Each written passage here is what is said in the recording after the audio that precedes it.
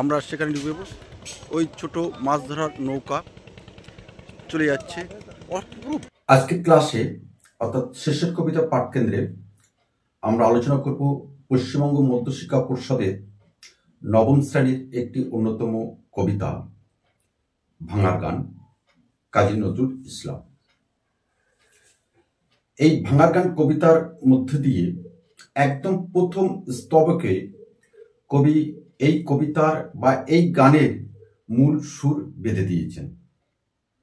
আর বাদ্যে গিয়েই তিনি প্রথমেই বলেছেন, কারা ওই লোহা কপাট ভেঙে ফেল কর্ডের পাট। অর্থাৎ কবিতাটি সুরের মধ্যে দিয়ে আমরা একটা ধ্বংসাত্মক মনোভাব কবি কণ্ঠে আমরা শুনতে পাই। আর সেই শোনার মধ্যে দিয়ে আমরা এই ভাঙার গান কবিতায় কবি মনের কিছু সুপ্ত ইচ্ছা প্রকাশ পেয়েছে। আর সেই সুপ্ত ইচ্ছাটি কি কবির, সেটাই মূলত আজকের ক্লাসের আলোচ্য বিষয়, তাই তো? অর্থাৎ এই কবিতার মধ্যে দিয়ে, অর্থাৎ এই ভাঙার গান কবিতার মধ্যে দিয়ে কবি বর্তমান তরুণ সমাজের প্রতি কি বার্তা দিয়েছেন, আর সেই বার্তার মধ্যে কবির কি ইচ্ছা আছে। আমাকে দেখো, আলোচনার শুরুতেই আমরা বলে রাখি, আমরা কিন্তু শুরু করছি যে কবি মনের প্রকৃত ইচ্ছাটা কি।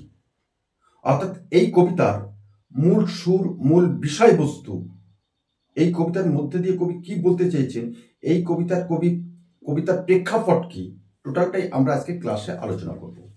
এর আগের একটা ভিডিওতে আমরা আলোচনা করে দিয়েছি, তবে এই প্রশ্নের নিরিখে আমরা আলোচনা করব কবির প্রকৃত ইচ্ছাটা কি তরুণ সমাজের প্রতি।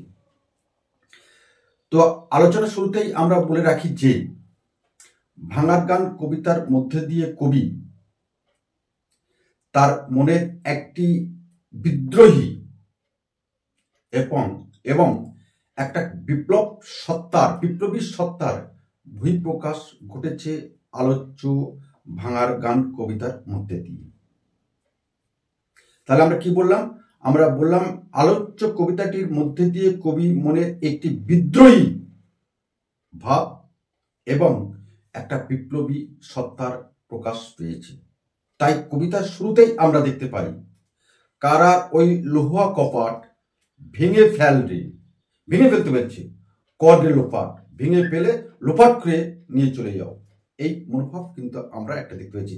অর্থাৎ এই লাইনের মধ্যে দিয়ে, এই চরণের মধ্যে দিয়ে, এই পংক্তির মধ্যে দিয়ে কবি মনের যে বিদ্রোহী ভাব, একটা বিপ্লবী মনোভাব কিন্তু একটা বহিঃপ্রকাশ করেছে, আমরা নিঃসন্দেহে বলতে পারি।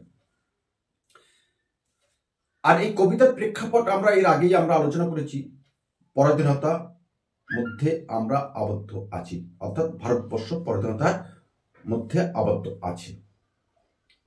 অর্থাৎ সেই পরাধীনতার মধ্যে থেকে এই যে কবিতা, সেই কবিতাটি তিনি রচনা করেছেন কাজী নজরুল ইসলাম। অর্থাৎ এখানে আমরা কবি মনের আরেকটা ইচ্ছা, যে সুপ্ত বাসনা, আমার দেশের তরুণ সমাজ যখন দেশকে উদ্ধার করার জন্য, মাকে শৃঙ্খল মুক্ত করার জন্য ঝাঁপিয়ে পড়ছে, প্রাণ আহুতি দিচ্ছে, সেই সকল যুবকদের ধরে নিয়ে কারাগারে বন্দী করছে ইংরেজ শাসকরা। অর্থাৎ এখানে অত্যাচারের একটা বহিঃপ্রকাশ এখানে ঘটেছে। তবে আমরা নিঃসন্দেহে বলতে পারি, এই ভাঙার গান যে নামকরণ, সেটি কেবলমাত্র একটি গান নয়, বা কেবলমাত্র একটি কবিতা নয়। এই গান বা কবিতার মধ্যে দিয়ে কবি মনের যে ইচ্ছা, অত্যাচার অবিচারের বিরুদ্ধে যুব সমাজকে অনুপ্রাণিত করার একটা সুপ্ত ইচ্ছা কবি মনের আছে, তার বহিঃপ্রকাশ ঘটেছে আমাদের আলোচ্য কবিতা ভাঙার গান কবিতার মধ্যে দিয়ে। কোন সমস্যা আছে? নেই। আর কবি সেই অত্যাচার অবিচারের বিরুদ্ধে এই তরুণ সমাজকে অনুপ্রাণিত করার জন্য যে চরম সত্যের পথ কবি দেখিয়েছেন, সেই চরম সত্যটি হল যে এই কবিতার প্রত্যেকটি চরণ বা প্রত্যেকটি লাইন, প্রত্যেকটি পংক্তি যেন এক একটি বিস্ফোরক শব্দ। অর্থাৎ যখন আমরা এই লাইনটা বা চরণটা পড়ছি, তখন মনে হচ্ছে কোথাও যেন একটা বোম বাস্ট হচ্ছে। কারণ কবিতা শুরুতে তিনি বলেছেন, কারার ওই লোহা কপাট ভেঙে ফেললে কর্জে লোপাট। অর্থাৎ এই যে যখন এই কথাটা যখন আমরা বলছি, তখন আমাদের মনের মধ্যে, আমাদের শরীরের মধ্যে একটা বিপ্লবী সত্তা, একটা বিদ্রোহী মনোভাব জেগে উঠছে। আর এই বিপ্লবী সত্তা, এই বিদ্রোহী মনোভাব যদি আমাদের মনের মধ্যে, তরুণ সমাজের মধ্যে যদি না জেগে উঠতে পারে, তাহলে তারা কখনোই দেশ মাতাকে উদ্ধারের জন্য ঝাঁপিয়ে পড়তে পারে না। আর তরুণ সমাজ যাতে ঝাঁপিয়ে পড়তে পারে, সেই তরুণ সমাজের মনকে এ কবি ভালো করে জানতেন। জানার ফলে এই সকল শব্দগুলি চয়ন করে তিনি লিখেছেন ভাঙার গান কবিতাটি। আর সেই কবিতায় আমরা যে প্রশ্নটা, আমাদের আলোচ্য বিষয় কবি মনের ইচ্ছা, আর সেই গানের মধ্যে দিয়ে কবি মনের যে ইচ্ছা আমরা দেখতে পাই, একটা বিদ্রোহ এবং বিপ্লবের আহ্বান। কবি বিদ্রোহ ঘোষণা করতে চান। কবি বিপ্লব, একদিকে বিদ্রোহ ঘোষণা করছে, আর একদিকে আহ্বান করছে বিপ্লবের।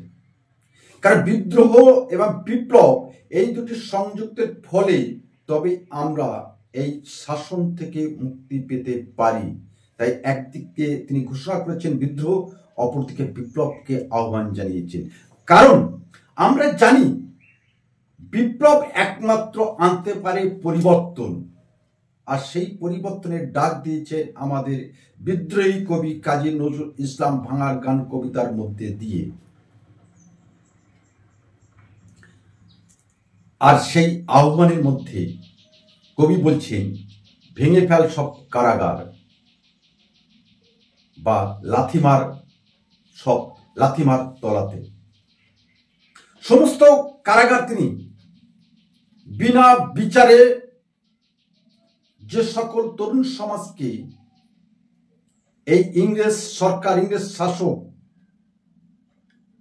বন্দি করেছে, সেই বন্দিশালার লোহা কপাট, সেই কপাটকে ভেঙে ফেলতে বলছে।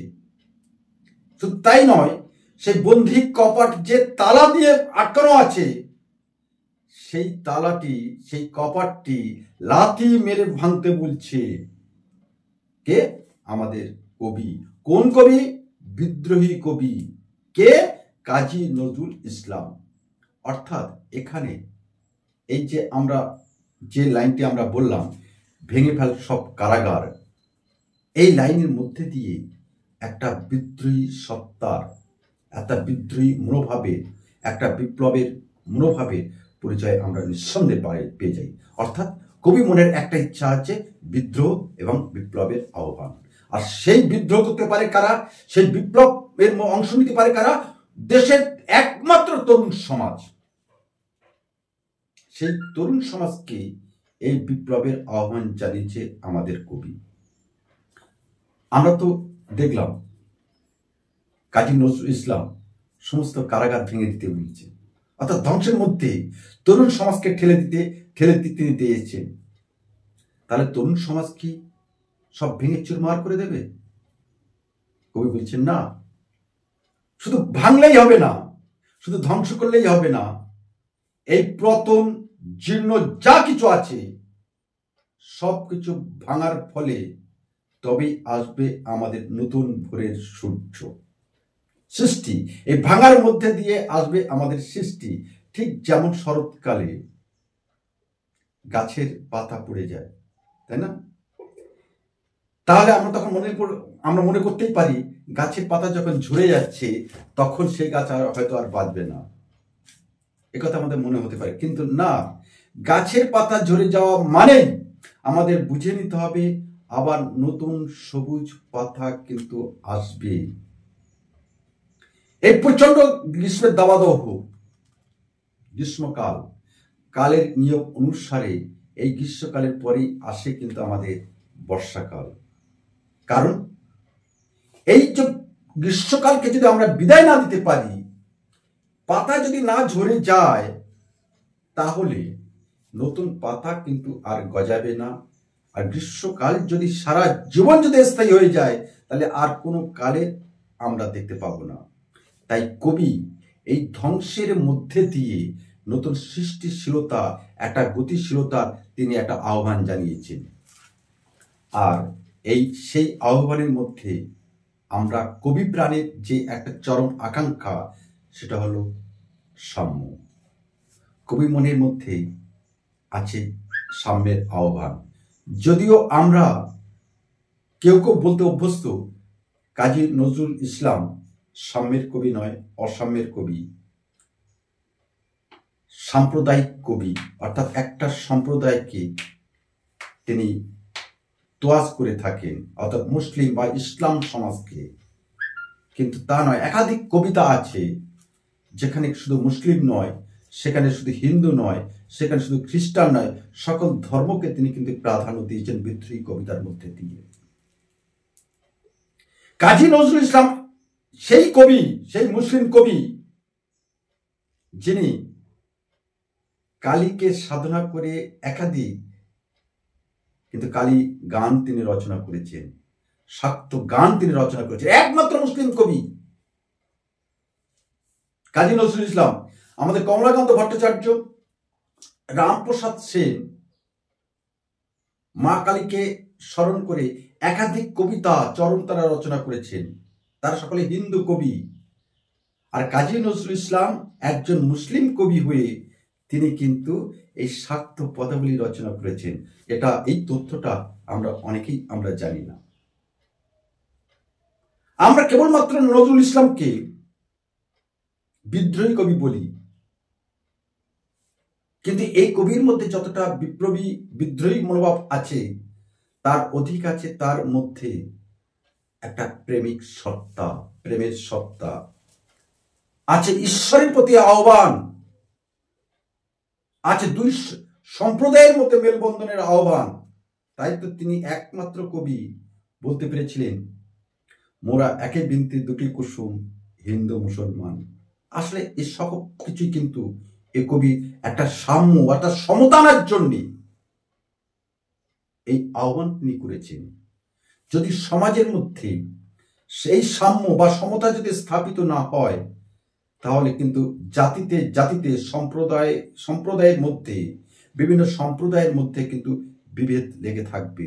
আর যখন একটি রাষ্ট্রের মধ্যে, একটা প্রদেশের মধ্যে বিভিন্ন জাতির মধ্যে যখন এই সংঘর্ষ লেগে থাকবে, তখন সেই জাতি, সেই রাষ্ট্র, সেই প্রদেশ কখনোই এগিয়ে যেতে পারে না। তাই তিনি সকল জাতিকে, সকল সম্প্রদায়কে, সকল স্তরের মানুষকে একই সূত্রে বাঁধতে চেয়েছেন আমাদের কাজী নজরুল ইসলাম। অর্থাৎ এই যে আমাদের মধ্যে যে ভেদাভেদ জাতিগত, সেই ভেদাভেদ একটা অস্পৃশ্যতা ছাড়া আর কিছু নয়। এই অস্পৃশ্যতাকে আমাদেরকে দূরে সরিয়ে রাখতে হবে, তবে আমাদের সমাজে আসবে সাম্য। আর সেই সাম্য তিনি আকাঙ্ক্ষা করেছিলেন আমাদের কাজী নজরুল ইসলাম। আর সেই সাম্য প্রতিষ্ঠা করতে আর কেউ পারে না। কিন্তু আমরা অতি সাম্প্রতিক আমাদের ভারতবর্ষের 3 প্রতিবেশী রাষ্ট্র, শ্রীলঙ্কা, আমাদের নেপাল, আমাদের বাংলাদেশ, 3টি রাষ্ট্রের একটা ঘটনা আমরা দেখেছি, খুব সূক্ষ্মভাবে পরিলক্ষিত করা গেছে। এই 3টি দেশের কিন্তু অতি সাম্প্রতিক কালে একটা ব্যাপক পরিবর্তন এসেছে। আর সেই পরিবর্তনটা এসেছে কিন্তু সেই দেশের অভ্যন্তরের মধ্যে ছাত্র এবং যুবদের সমন্বয়। আমরা আলোচনা শুরুতে যেটা বলছিলাম, তরুণ সমাজের প্রতি আহ্বান। এই পৃথিবীর যাবতীয় ভালো কাজ, যাবতীয় শুভ কাজ, সুন্দর কাজ একমাত্র করতে পারে ছাত্র এবং যুব সমাজ।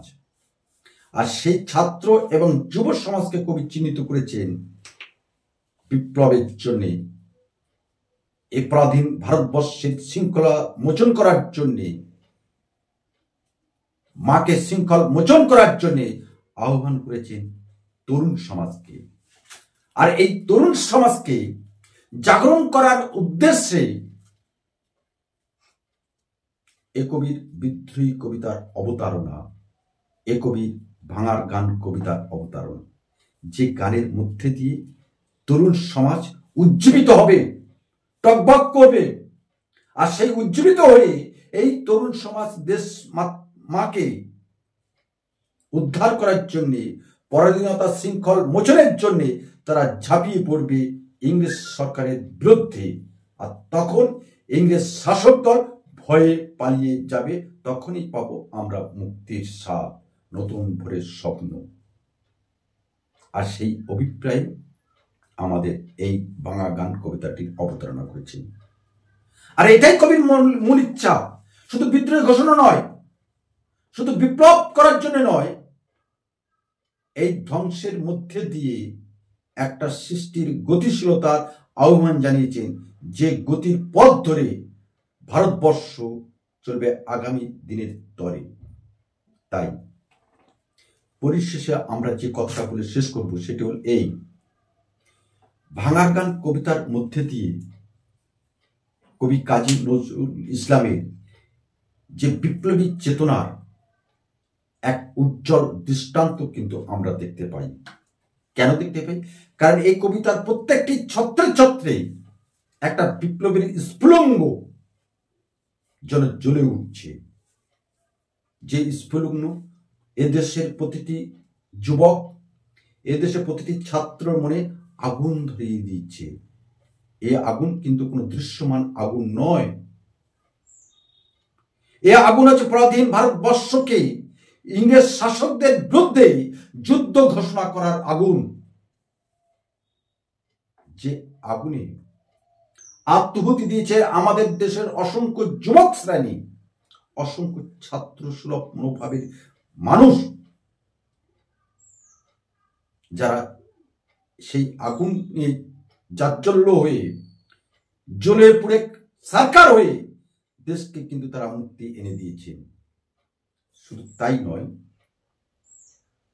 সকল প্রকার অন্যায়, অত্যাচার, অবিচারের বিরুদ্ধে কবি কাজী নজরুল ইসলামের এই ভাঙার গান কবিতাটি অবতারণা করেছেন।